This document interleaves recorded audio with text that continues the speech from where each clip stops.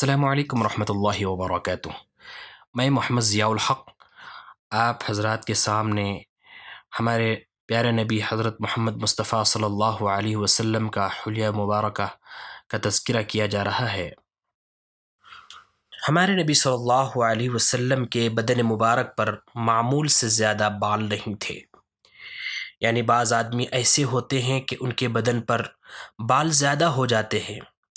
حضور صلی اللہ علیہ وسلم کے بدن مبارک پر خاص جگہوں کے علاوہ جیسے بازو، پنڈلیاں وغیرہ، ان کے علاوہ اور کہیں بال نہیں تھے۔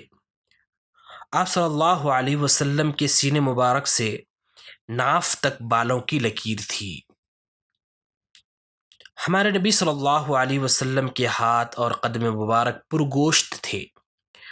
جب آپ صلی اللہ علیہ وسلم تشریف لے جاتے تو قدموں کو قوت سے اٹھاتے، گویا کہ پستی کی طرف چل رہے ہیں۔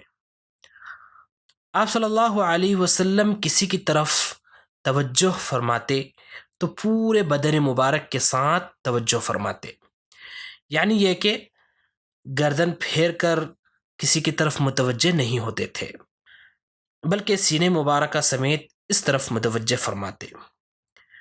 ہمارے نبی صلی اللہ علیہ وسلم کے دونوں مبارک شانوں کے درمیان مہر نبوت تھی۔ آپ صلی اللہ علیہ وسلم خاتم الانبیاء تھے۔ ہمارے نبی صلی اللہ علیہ وسلم سب سے زیادہ سخی دل والے تھے اور سب سے زیادہ سچی زبان والے تھے، سب سے زیادہ نرم طبیعت والے تھے اور سب سے زیادہ شریف گھرانے والے تھے۔ غرض آپ صلی اللہ علیہ وسلم خاندان، اوصاف ذاتی اور نسبی ہر چیز میں سب سے افضل تھے۔